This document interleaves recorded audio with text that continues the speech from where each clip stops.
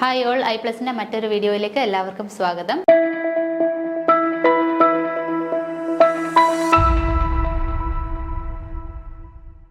നമ്മൾ previous year questions ആണ് discuss ചെയ്തുകൊണ്ടിരുന്നത്. അതിൽ അടുത്ത question, the following is not the direct cost of accident. ആക്സിഡൻറ്റിലെ ഡയറക്റ്റ് കോസ്റ്റിൽ വരാത്ത ഏതാണെന്നാണ്. Option A medical care expenses, option B insurance premium, option C workman's compensation cost, option D cost of slow down in operation. അപ്പോൾ ഇതിലെ medical care expense നമുക്ക് direct കോസ്റ്റിൽ വരുന്നതാണ്. അതുപോലെ ഇൻഷുറൻസ് പ്രീമിയം അതും ഡയറക്റ്റ് കോസ്റ്റിൽ വരുന്നതാണ്. വർക്ക്മാൻസിന് കൊടുക്കുന്ന കോമ്പൻസേഷൻ കോസ്റ്റ് അതും ഡയറക്റ്റ് കോസ്റ്റിൽ വരുന്നതാണ്. പിന്നീട് cost of slow down in operation, അതായത് ഒരു ആക്സിഡൻറ്റ് ഉണ്ടായ കാരണം നമ്മുടെ പ്രോജക്റ്റ് എന്തെങ്കിലും ഡിലേ ഉണ്ടാവുകയാണ്, നമ്മുടെ വർക്കിൽ ഒരു സ്ലോ ഡൗൺ ഉണ്ടാവുകയാണെങ്കിൽ അന്നേരം വന്ന നഷ്ടം അത് നമ്മൾ എന്ത് കൂട്ടത്തില്ല, ഡയറക്റ്റ് ആയിട്ടുള്ള കോസ്റ്റിൽ കൂട്ടത്തില്ല. അതുകൊണ്ട് നോട്ട് ദ ഡയറക്റ്റ് കോസ്റ്റ് എന്നാണ് ചോദ്യം. ഓപ്ഷൻ ഡി ആണ് correct answer, cost of slow down in operation. Okay, option D ആണ് കറക്റ്റ് ആൻസർ. അടുത്ത question, the following responsible for early setting time of cement. സിമെൻറ്റിൻ്റെ ഏർലി സെറ്റിംഗ് ടൈമിന് responsible ആയിട്ടുള്ള compound ഏതാണെന്നാണ്. Option A tricalcium aluminate, option B dicalcium silicate, option C tricalcium silicate, option D tetracalcium aluminoferrite. അപ്പോൾ ഏതാണ് ഏറ്റവും പെട്ടെന്ന് തന്നെ കോൺക്രീറ്റ് സെറ്റ് ആവാൻ സഹായിക്കുന്നത്? C3A ആണ്, ട്രൈകാൽസ്യം അലൂമിനേറ്റ്. ഓപ്ഷൻ എ ആണ് correct answer, option A tricalcium aluminate. Okay, അടുത്ത question, in construction material management and procurement what is the plant wastage for cement? സിമെൻറ്റിൻ്റെ എന്താണ് plant and procurement construction management മെറ്റീരിയലിൽ പ്രൊക്വയർമെൻറ്റിൻ്റെ ടൈമിൽ, അതായത് നമ്മൾ സാധാരണ കോൺക്രീറ്റ് മിക്സ് ചെയ്യുന്ന സമയത്ത് ആ മിക്സ് ചെയ്യുന്ന സമയത്തുള്ളൊരു വേസ്റ്റേജ് ആയിട്ട് നമ്മൾ എടുക്കുന്നത് 10% ആണ്. അതേസമയം മെറ്റീരിയൽസ് എടുക്കുന്ന സമയത്ത് നമ്മൾ കൺസിഡർ ചെയ്യുന്ന വേസ്റ്റേജ് എന്ന് പറയുന്നത് 2% ആണ്.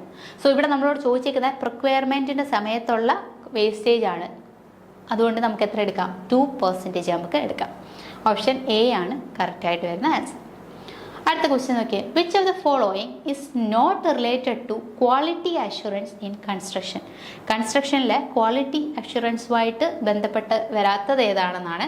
Option A concrete mix design, option B sampling testing of steel, option C testing of cement, option D sampling of concrete during placing. അപ്പോൾ ഏതാണ് ക്വാളിറ്റി അഷുറൻസുമായിട്ട് റിലേറ്റഡ് അല്ലാത്തത്? കോൺക്രീറ്റ് മിക്സ് ഡിസൈൻ നമുക്കറിയാം, അത് ഡെഫിനറ്റ്ലി ക്വാളിറ്റി അഷുറൻസുമായിട്ട് ബന്ധപ്പെട്ടതാണ്. അതുപോലെ സാമ്പിളിംഗ് ടെസ്റ്റിംഗ് ഓഫ് സ്റ്റീൽ നമ്മൾ സാമ്പിൾ എടുത്ത് ടെസ്റ്റ് ചെയ്യാറുണ്ട്, എത്ര സ്ട്രെങ്ത് ഉണ്ടെന്നൊക്കെ നമ്മൾ ടെസ്റ്റ് ചെയ്യാറുണ്ട്, അതും ക്വാളിറ്റി അഷുറൻസിൽ വരുന്നതാണ്. അടുത്തത് testing of cement, steel test ചെയ്യുന്ന പോലെ തന്നെ സിമെൻറ്റ് നമ്മൾ ടെസ്റ്റ് ചെയ്യാറുണ്ട്. അടുത്തത് സാമ്പിളിംഗ് ഓഫ് കോൺക്രീറ്റ് ഡ്യൂറിങ് പ്ലേസിങ്ങിൻ്റെ സമയത്ത് നമ്മൾ ക്വാളിറ്റി അഷുറൻസിന് വേണ്ടിയിട്ട് നമ്മൾ കോൺക്രീറ്റ് ടെസ്റ്റ് ചെയ്യാറില്ല. അപ്പോൾ അതാണ് കറക്റ്റായിട്ട് വരുന്നത്, option D sampling of concrete during the placing. Okay, അടുത്ത question, the total indirect cost of a project includes. ഒരു പ്രൊജക്റ്റിൻ്റെ ടോട്ടൽ ഇൻഡയറക്റ്റ് കോസ്റ്റ് എന്തൊക്കെ റിലേറ്റ് ചെയ്തിട്ടുണ്ടെന്നാണ് ചോദിച്ചിരിക്കുന്നത്. Option A overheads, outage loss, labour charge, ഇതിൻ്റെ എല്ലാം കൂടെ സമ്മാണ്. അടുത്തത് option B overheads plus outage loss, അടുത്തത് outage loss plus managerial cost, അടുത്തത് option D stationery cost plus office cost. അതായത് ഇതിൻ്റെ അകത്തിൽ നമുക്ക് ഡയറക്റ്റ് കോസ്റ്റിൽ വരുന്നതാണ് നമ്മുടെ ലേബർ ചാർജ് ഡയറക്റ്റ് കോസ്റ്റിൽ വരും, മാനേജറിയൽ കോസ്റ്റ് ഡയറക്റ്റ് കോസ്റ്റിൽ വരും, സ്റ്റേഷനറി ആൻഡ് ഓഫീസ് കോസ്റ്റ് ഇതെല്ലാം തന്നെ ഡയറക്റ്റ് കോസ്റ്റിൽ വരുന്ന കാര്യമാണ്. അപ്പോൾ ഇതിൽ ഇൻക്ലൂഡഡ് അല്ലാത്തത് ഏതൊക്കെയാണ്? ഓവർ ഹെഡ് കോസ്റ്റും അതുപോലെ തന്നെ ഔട്ടേജ് കോസ്റ്റും. ഇത് രണ്ടും എന്തിൽ വരത്തില്ല? നമ്മുടെ ഡയറക്റ്റ് കോസ്റ്റിൽ വരത്തില്ല, അത് ഇൻഡയറക്റ്റ് കോസ്റ്റിൽ വരുന്നതാണ്. അപ്പോൾ അതിന് ആൻസർ ആയിട്ട് വരുന്നത് ഓപ്ഷൻ ബി ആണ്, ഔട്ടേജ് ഓവർ ഹെഡ്സും അതുപോലെ തന്നെ ഔട്ടേജ് കോസ്റ്റും. ഓക്കെ, അടുത്ത question, as per IS 456 pedestal is a vertical compression member whose effective length is. Pedestal എന്ന് പറഞ്ഞാൽ എന്താണ്? നമ്മുടെ സ്ലെൻഡർനെസ് റേഷ്യോ എന്ന് പറയുന്നത് less than or equal to 3 വരുമ്പോഴാണ് നമ്മൾ അതിനെ പെഡസ്റ്റലായിട്ട് പറയുന്നത്. ഇനി ലാംഡ ഗ്രേറ്റർ ദാൻ 3 വരികയാണെങ്കിൽ അതിനെ നമ്മൾ എന്ത് വിളിക്കും? കോളം എന്നാണ് വിളിക്കുക. ഈ കോളത്തിൽ തന്നെ ലാംഡ ലെസ് ദാൻ 12 വരികയാണെങ്കിൽ നമ്മളതിനെ ഷോർട്ട് കോളം എന്നും, lambda greater than or equal to 12 വരികയാണെങ്കിൽ അതിനെ ലോങ് കോളം എന്ന് നമ്മൾ വിളിക്കും. Okay, long column and short column. ഇവിടെ നമ്മളോട് ചോദിച്ചിരിക്കുന്നത് താഴെ പറയുന്നതിൽ ഏതാണ് നമ്മുടെ പെഡസ്റ്റൽ എന്ന് നമ്മൾ എന്താണ് ക്ലാസിഫൈ ചെയ്തേക്കുന്നത്? Less than 2 times the least lateral dimension ആണോ, അതുപോലെ less than 3 times the least lateral dimension. അപ്പോൾ എവിടെ നിന്നാണ് വരിക?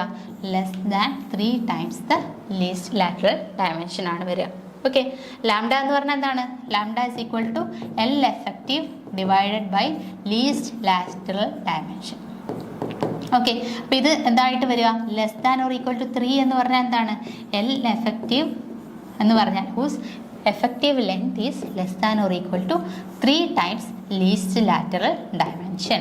ഓക്കെ, സോ അപ്പോൾ ഇവിടെ വരിക less than 3 times the least lateral dimension ആണ്. ഓപ്ഷൻ ബി ആണ് കറക്റ്റായിട്ട് വരിക. ഓക്കെ, അടുത്ത ക്വസ്റ്റ്യൻ നോക്കാം. Shear strength of a reinforced concrete beam depends upon. കോൺക്രീറ്റിൻ്റെ ഷിയർ സ്ട്രെങ്ത് എന്തിനെയൊക്കെ ഡിപ്പെൻഡ് ചെയ്യുന്നു? Option A steel reinforcement, option A area of cross section, option C grade of concrete, option D all of the above. കോൺക്രീറ്റിൻ്റെ shear strength steel റീഇൻഫോഴ്സ്മെൻറ്റിനെ depend ചെയ്യുന്നുണ്ട്, cross section area depend ചെയ്യുന്നുണ്ട്, grade of കോൺക്രീറ്റിനെ depend ചെയ്യുന്നുണ്ട്. അതുകൊണ്ട് എന്താണ് വരിക? Option D all the above ആണ് വരിക. ഓക്കെ, അടുത്ത question. As per IS 456 the maximum cross-sectional area of longitudinal bars in an RCC column with gross area AG is.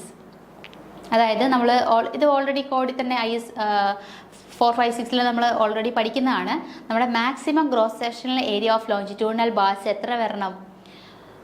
Total gross ഏരിയയുടെ 6% ആണ് വരേണ്ടത്. ഓപ്ഷൻ എ 6% ആണ് കറക്റ്റ് വരിക. നമ്മൾ ഡയറക്റ്റായിട്ട് പഠിക്കുന്നത് തന്നെയാണ്. ഓക്കെ, അടുത്ത ക്വസ്റ്റ്യൻ.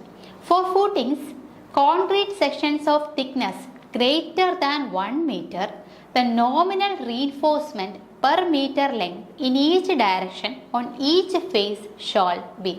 അപ്പോൾ ഇത് നമ്മൾ IS 456 പഠിക്കുന്നതാണ്. ഫോർട്ടിങ്സിൽ പറയുന്നുണ്ട് നമ്മുടെ കോൺക്രീറ്റിൻ്റെ തിക്നെസ് എന്ന് പറയുന്നത് എന്താണ് കോൺക്രീറ്റ് സെക്ഷൻ്റെ തിക്നെസ് ഗ്രേറ്റർ ദാൻ 1 meter വരികയാണെങ്കിൽ ഓരോ ഫേസിലും ഓരോ ഡയറക്ഷനിലും നമ്മൾ എത്ര കൊടുക്കണം? റീഇൻഫോഴ്സ്മെൻറ്റ്. നോമിനൽ റീഇൻഫോഴ്സ്മെൻറ്റ് എന്ന് പറയുന്നത് പെർ മീറ്റർ ലെങ്ത്തിൽ 360 mm² ആണ് നമ്മൾ കൊടുക്കേണ്ടത്.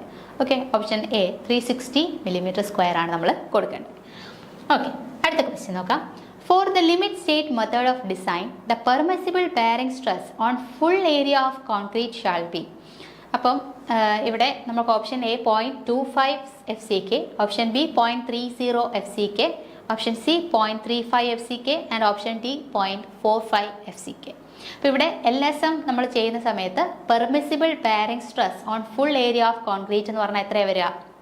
LSMൽ ആൻസർ വരിക നമുക്ക് കറക്റ്റായിട്ട് വരുന്നത് LSM ആണെങ്കിൽ പെർമിസിബിൾ ബെയറിംഗ് സ്ട്രെസ് 0.45 FCK ആണ്. ഇനി WSM ആണെങ്കിൽ വർക്കിംഗ് സ്ട്രെസ് മെത്തേഡ് ആണെങ്കിൽ പെർമിസിബിൾ ബെയറിംഗ് സ്ട്രെസ് എന്ന് പറയുന്നത് 0.25 FCK ആയിരിക്കും. ഓക്കെ, മനസ്സിലായെന്ന് വിചാരിക്കുന്നു. അടുത്തത്, the ratio of design strength of a tied reinforcement RCC column to a spiral reinforced RCC column is. അപ്പം നമുക്കിവിടെ എന്താണ് ratio of design strength of a tied reinforcement RCC column to a spiral reinforced RCC column. ഇവിടെ നമ്മളോട് പറഞ്ഞിട്ടുണ്ട്, നമ്മൾ already പഠിക്കുന്നതാണ്. അതായത് നമ്മുടെ ഈ ഒരു സാധാരണ നമ്മൾ റീഇൻഫോഴ്സ്മെൻറ്റ് കൊടുക്കുകയും അതുപോലെ തന്നെ സ്പൈറലായിട്ട് നമ്മൾ കൊടുക്കുകയും ചെയ്യുന്ന സമയത്ത് സ്പൈറലായിട്ടാണ് നമ്മൾ കൊടുക്കുന്നതെങ്കിൽ അവിടെ 5% സ്ട്രെങ്ത് ഇൻക്രീസ് ചെയ്യുന്നതായിട്ട് കാണാം. 5% സ്ട്രെങ്ത് ഇൻക്രീസ് ചെയ്യുന്നതായിട്ട് കാണാം അല്ലേ? അപ്പോൾ നോർമലി ഇപ്പോൾ സ്ട്രെങ്ത് 1% ആണെന്നുണ്ടെങ്കിൽ 1% ആണെങ്കിൽ 5% ആയിട്ട് നമ്മൾ എന്ത് ചെയ്യും? ഇപ്പോൾ 100 ആണെന്നുണ്ടെങ്കിൽ എത്രയാണ്? 105. 5% നമുക്ക് എന്ത് കാണാം? ഇൻക്രീസ് ചെയ്യുന്നതായിട്ട് കാണാം. അപ്പം നോർമൽ കേസിൽ നമ്മളോട് ഇവിടെ ചോദിച്ചിരിക്കുന്ന ratio of the design strength of tied reinforcement on column to a spiral അല്ലേ? ഇപ്പം നോർമലി ഉള്ളത് 1 ആയിട്ട് നമ്മൾ എടുക്കുകയാണെങ്കിൽ നമ്മുടെ സ്പൈറൽ ആയതിൻ്റെ കേസിൽ നമുക്ക് 1.05 ആയിട്ട് എടുക്കാം. ഇതിനെ നമ്മൾ പെർസെൻറ്റേജിൽ കാൽക്കുലേറ്റ് ചെയ്ത് കഴിഞ്ഞാൽ നമുക്ക് എത്ര ആൻസർ വരും? എന്തായാലും 1-നെക്കാട്ടി കുറവല്ലേ വരിക. അപ്പം നമുക്ക് 0.95 എന്ന് വരും. 0.95 എന്ന് വരും. ഓക്കെ, ഇതാണ് വരിക റേഷ്യോ. റേഷ്യോ ആണ് കേട്ടോ, പെർസെൻറ്റേജിൽ പറയേണ്ട റേഷ്യോ ആണ്, അല്ലെങ്കിൽ 95% നമുക്ക് പറയാം. ഓക്കെ, ഓപ്ഷൻ എ ആണ് 0.95. അടുത്ത ക്വസ്റ്റ്യൻ നോക്കാം. For a column with diameter 180 mm and reinforcement bar 12 mm the minimum possible clear cover. അപ്പം നമുക്ക് സാധാരണ ഒരു കോളത്തിൻ്റെ കേസിൽ ക്ലിയർ കവർ നമ്മൾ പറയുന്നത് 40 mm ആണ്. പക്ഷേ ഇവിടെ റീൻഫോഴ്സ്മെൻറ്റ് ബാറിൻ്റെ ഡയമീറ്റർ എത്രയേ ഉള്ളൂ? 12 mm ഉള്ളൂ. അതുകൊണ്ട് നമുക്കൊരു കണ്ടീഷനുണ്ട്, കോഡിൽ പറയുന്നുണ്ട്, diameter less than or equal to 12 mm വന്നു കഴിഞ്ഞാൽ നമ്മളവിടെ 25 mm കവർ എടുത്താൽ മതി. നോർമൽ കേസിൽ എത്രയാണ്? ഡി ഗ്രേറ്റർ ദാൻ 12 ആണെങ്കിൽ 40 mm എടുക്കണം. ഡി ലെസ് ദാൻ 12 വരികയാണെങ്കിൽ എത്ര എടുത്താൽ മതി? ഡി ലെസ് ദാൻ 12 വരികയാണെങ്കിൽ 25 mm എടുത്താൽ മതി. അപ്പോൾ അതിൻ്റെ കറക്റ്റ് ആൻസർ വരുന്നത് എത്ര? 25 mm. ഓപ്ഷൻ ബി ആണ് കറക്റ്റായിട്ട് വരിക. അടുത്ത question. As per IS 456, structure shall have a factor of safety against sliding not less than. അപ്പോൾ സ്ലൈഡിങ്ങിൻ്റെ കേസിൽ ഫാക്ടർ ഓഫ് സേഫ്റ്റി വരുന്നത് എത്രയാണ് നമ്മൾ പഠിക്കുന്നത്? ആസ് പെർ IS 456 ആണ്. സ്ലൈഡിങ്ങിൻ്റെ കേസിൽ 1.4. ഓപ്ഷൻ സി ആണ് കറക്റ്റായിട്ട് വരിക. 1.4 ആണ് ഫാക്ടർ ഓഫ് സേഫ്റ്റി വരിക. ഓക്കെ, അപ്പോൾ നമ്മൾ അടുത്ത സെറ്റ് ഓഫ് ക്വസ്റ്റ്യൻസ് ഡിസ്കസ് ചെയ്ത് കഴിഞ്ഞു. Thank you so much.